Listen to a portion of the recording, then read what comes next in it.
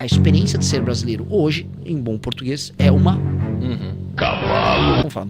Cavalo. É ruim viver no Brasil. E a gente fica fingindo que não é. Não, aqui é muito bom. Não, porque o cachorro caramelo. Não, porque a gente é um povo feliz. Mentira. Povo violento. Um povo que fica fingindo, se iludindo de que tá tudo bem. Que é a grande ilusão carioca. Tá todo mundo dançando no carnaval. Tô dançando. Tchá, tchá, tudo. Tá dançando com o quê, meu amigo? Milhares de pessoas estão morrendo todos os meses por conta do crime organizado. São milhares todos os meses. Eu quero começar, então, falando da sua relação. Aliás, você vai explicar um pouco sobre a sua relação com Portugal, ao mesmo tempo apresentar um pouco você para quem de repente não conhece da nossa audiência, apesar que tem muitas pessoas aqui que são seus seguidores, mas muitas pessoas que nos seguem, né, da nossa audiência, às vezes pessoas que são até de Portugal e não sabem quem é você e como assim, candidato, eu nunca ouvi falar desse cara, tal, pré-candidato, né, eu nunca ouvi falar desse cara, então apresenta um pouquinho quem é você e qual é a sua relação com Portugal?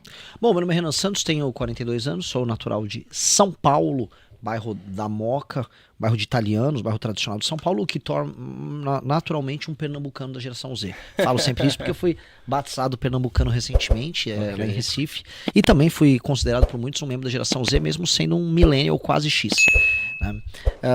Sou uma figura que pode ser qualificada como alguém de direita, liderei as manifestações pelo impeachment da Dilma Rousseff, fui empresário, fui formado entrei, fiz faculdade de Direito na USP, larguei a faculdade, fui trabalhar com outras coisas, então eu vou dizer que eu sou como Steve Jobs, que também abandonou a faculdade, né?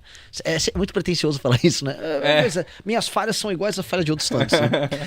Tipo hiperfoco do Elon Musk. Eu tenho um hiperfoco dela, eu sou meio autista como ele, larguei a faculdade como Steve Jobs, são problemas tipo alguma coisa com o Alexandre o Grande também ali, no fundo, sim, né? Sim. Ele não era muito alto também não, então é isso. São pequenos defeitos que nós grandiosos temos. Temos que compartilhar. Sou hoje um dos fundadores do Partido Missão, sou presidente do Partido Missão, posição que eu não gosto de ostentar, porque eu acho meio carguista ficar, eu sou presidente. Eu não sou nada, eu sou fundador, sou amigo, sou parte de um time de pessoas que luta muito para mudar o Brasil e tornar o Brasil um país sério e que mais apanha do que é reconhecido por isso. E a gente tá há 10 anos apanhando, e quando eu falo apanhar, é apanhar de todos os lados, da esquerda, da direita, da imprensa, do centro, de cima, de baixo. Diz muito sobre, vamos dizer, o propósito nosso, é um propósito muito forte. Eu quero ver o Brasil ser uma das 5 nações mais importantes do mundo. E por quê? As 5 nações que devem mandar no mundo nos próximos 100 anos são Estados Unidos, China, Rússia, Índia e Brasil. Nós temos população, nós temos recursos humanos, nós temos recursos naturais, nós temos território, nós temos economia para isso. Mas nós somos o mais fraco desses 5. Sim. E nós tomamos decisões que nos levaram a ser um país fraco e nós não precisamos ser fraco assim. Nós podemos ser muito maior. E nós somos a grande força do sul global, nós somos a maior experiência tropical do mundo. E em vez de reconhecer isso e falar, quero almejar muito, a gente fica chorando, olhando para baixo, se deixando ser dominado pelo crime organizado, reclamando, ai não, eu quero agora uma bolsa disso, ai não, escala 6x1, umas discussões de gente pequena, que só pensa em coisa pequena. Nós não estamos falando como nós vamos ser mais desenvolvidos do que os nossos pares, nós não estamos falando como a gente vai ser rico como a Coreia ficou. A gente quer ficar discutindo coisas pequenas, o Lula vai dar um Vale Gás, o Lula fez o L, Sim. olha a picanha. E os caras falam de foguete, né? Os caras falam de foguete! Os caras indo pra Marte. Vietnã se tornando desenvolvido, a Índia tendo mais saneamento básico que a gente. A Índia é uma piada internacional porque eles têm uma relação ainda muito pouco resolvida com banheiros. Com higiene, né? É sério, isso não é... Houve uma campanha da ONU para levar toaletes lá pra Índia, pra ensinar as pessoas a não fazerem necessidades na rua. Dito isso, a Índia já resolveu o problema do saneamento básico numa escala maior do que a nossa. Como pode? Com 1,3 bilhões de pessoas. Enquanto nós, assim, ficamos só girando em falso, discutindo o carnaval, discutindo se o vagabundo lá do Lula fez uma escola de samba trabalhar pra ele, que se o Brasil vai ganhar a Copa, se o Vini Júnior tá...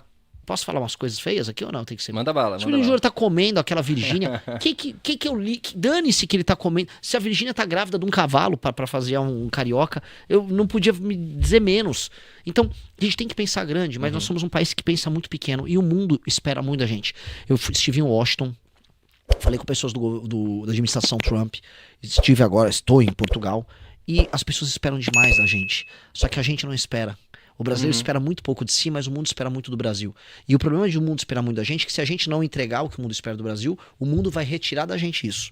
Sim. E a gente vai deixar de ser um país grande e nós temos poucos anos para poder resolver isso. Então, eu tô aqui para isso e meu nome é Renan. Boa. Falando nessa questão do imigrante, né? Um dos motivos cada imigrante tem o seu motivo, né? Por que imigrou. Eu também sou um imigrante, né? Até muitas pessoas não me conhecem, né? Eu sou o Eric, eu sou o host desse podcast. Tem várias pessoas achando que ia ser um português aqui. Eu sou meio português, meio brasileiro. Acho que você também é, né? Você não comentou, mas você tem uma origem ali da região do Alto Alentejo, se eu não me engano, né? Sim, a parte da família da minha avó é da região de Porto Alegre. Okay. E a do meu avô é do Viseu. Boa. Então, sim, a minha família do meu pai inteira é portuguesa, da minha mãe tem uns italianos. Sim, a minha também é mais ou menos assim. E eu, pronto, também sou um imigrante, como muitos outros, e cada um tem a sua história, né? Mas a maioria das pessoas tem como fator que fez ela mudar para outro país a segurança, é um dos principais, a questão da qualidade de vida, entre outros. Mas independente disso, a gente sabe que hoje Portugal é o segundo maior país de imigração brasileira, tá ali aproximadamente 500 mil, né? Às vezes os números até aumentam porque eles não conseguem acompanhar. Os Estados Unidos ainda é o primeiro, né?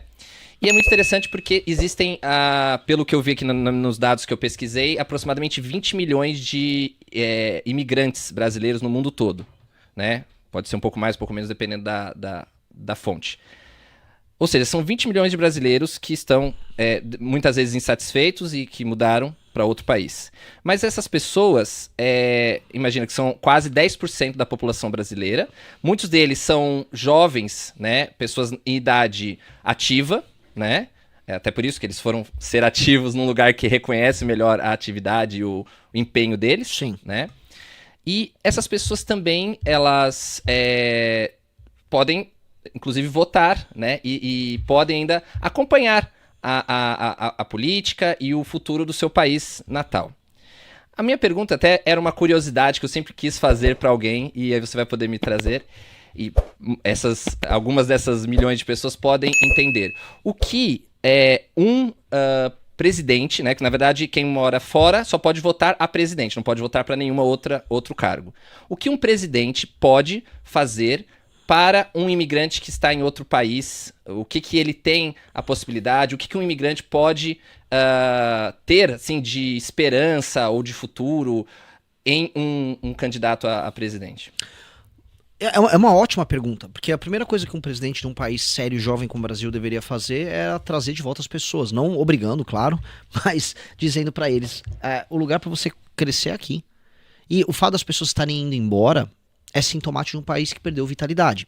Veja, é muito engraçado que muitas pessoas vêm para Portugal, enquanto portugueses saem de Portugal vão para Suíça, vão para França, vão para Alemanha. Existe uma comunidade de portugueses gigantesca na França, gigantesca na Suíça. Na Suíça, Luxemburgo. Exato. E elas estão indo embora porque elas não encontraram oportunidade em Portugal e nossa situação tá tão ruim que nós saímos do Brasil e viemos para Portugal. Então, é sintoma gigantesco, não só de que nós não temos vitalidade no Brasil, ou seja, a economia não cresce, as oportunidades não vêm, como mesmo quando você tem, a vida é ruim. Uhum. O que faz uma pessoa que eventualmente ganha bem no Brasil a não querer morar no Brasil? Eu vejo pessoas que trabalham, têm salários de 15, 20 mil reais, loucas para ir embora do Brasil. Conheço essas pessoas. E por quê? Porque a experiência de viver numa cidade no Brasil é muito ruim.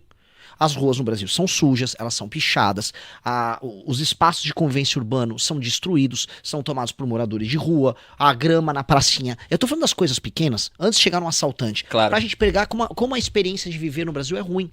Viver no Brasil, na maior parte dos lugares, é feio, as nossas cidades são feias, o urbanismo é mal feito, é mal tocado, as cidades estão destruídas. Poluição sonora também. Poluição sonora, falta de respeito ao espaço do outro, usar um transporte público é uma experiência sempre ruim, sua individualidade ela é invadida. Então tudo isso, né, a gente naturaliza, porque a favelização é um estado de espírito. E a gente vai se favelizando, não só o morador da favela, a gente vai se favelizando no trato. A gente vai ouvir o cara que leva uma caixinha de som pra ouvir um funk dentro de um ônibus. E a gente passa a achar que isso é natural. Todas essas pequenas coisas vão se somando e vão brutalizando o brasileiro, vão tirando a sensibilidade do brasileiro e tornando o brasileiro uma pessoa que lida com a animalização. E aí quando ele tem um choque de ir pra fora do Brasil e ver que não precisa ser assim, é brutal. E quando eu digo que é brutal, eu peço pros brasileiros que estão nos assistindo, que estão no Brasil, fazendo essa experiência. Eu não tenho dinheiro. Vá um dia pra Argentina, economiza um dinheirinho. Só pra Argentina já dá pra ver uma diferença. Você vai ficar chocado. Não tenho dinheiro. Vai pro Uruguai. Uhum. Você vai ficar chocado. Chocado, porque não precisa ser assim. E na verdade esse choque, inclusive, existe dentro do Brasil. Uma pessoa sai do Belém do Pará e vai para Curitiba, ela já fica chocada. Então, o que faz com que viver no Brasil seja tão ruim? Quais as razões disso acontecer? Pois bem, eu, sendo presidente da República, vou resolver isso. Eu preciso tornar a experiência de viver no Brasil, a experiência de acordar e trabalhar, a qualidade do trabalho, quanto você ganha no trabalho, a segurança que você vai e volta pra tua casa, a experiência de andar no carro, se você comprou esse carro ou não, se tá barato ou não esse carro, se a gasolina que tá indo no carro, ela tá barata ou não tá barata, se a cidade tá barulhenta, se a cidade tá te respeitando, se a cidade tá arborizada, se a rua tá limpa, toda essa experiência tem que ser resolvida. Porque a experiência de ser brasileiro hoje, em bom português, é uma merda. Vamos falar, é uma merda. É ruim viver no Brasil. E a gente fica fingindo que não é. Não, aqui é muito bom. Não, porque o cachorro caramelo. Não, porque a gente é um povo feliz. Mentira. Povo violento. Um povo que fica fingindo, se iludindo de que tá tudo bem. Que é a grande ilusão carioca. Tá todo mundo dançando no carnaval. Tô dançando. Tá dançando com o quê, meu amigo? Milhares de pessoas estão morrendo todos os meses por conta do crime organizado. São milhares todos os meses. Rio de Janeiro é um lugar violento. A sua cidade tá tomada pelo Comando Vermelho. Você tá se iludindo. Na França havia uma doença que as pessoas ficaram loucas na Idade Média, elas ficaram dançando até morrer. Ficaram dançando. Foi um surto coletivo. E caíram e morreram. A gente tá nessa. A gente tá num surto de tentar ficar fingindo demência pra lidar com o absurdo. Sim, com certeza. Não, e é interessante porque essa figura, né, que você falou do sexto do cachorro caramelo, é muito interessante porque a gente vê, até hoje em dia, com essa questão da inteligência artificial, o pessoal fica fazendo, de vez em quando aparece pra mim na timeline, né, no feed, não sei se você já viu, eles colocaram, por inteligência artificial, grandes líderes do mundo e os animais que representam a sua nação. Então, por exemplo, tem, se eu não me engano, o Putin é um urso. O urso. Aí a águia americana. E a Inglaterra, seu leão. Exatamente. E aí, será que o animal que representa o brasileiro é um cachorro caramelo? É um cachorro abandonado. E por mais que as pessoas simpatizem, não, Renan, a gente gosta do cachorro caramelo porque toda família pobre brasileira conhece um cachorro. Meu amigo, nada contra o cachorrinho, eu amo cachorros, eu já adotei cachorros caramelo. Sim. Nada contra o cachorro, que é um animal santo, é um animal magnífico. É patrimônio tombado. É um patrimônio tombado. Agora, a autoimagem que nós criamos, querendo ou não, é similar a dele.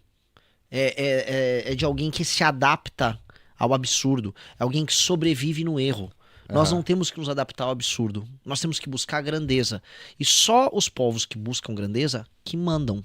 O Brasil, ele finge ter uma grandeza. E aí quando o brasileiro quer falar da grandeza, vai falar, futebol. Não, a gente tem muitas praias. Fica esse conversa de praia.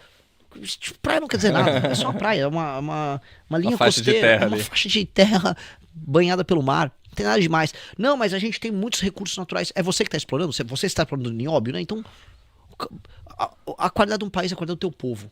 E quando o teu povo aceita de maneira passiva ser pequeno, ele será pequeno. E quando você é pequeno, você obedece, você não manda.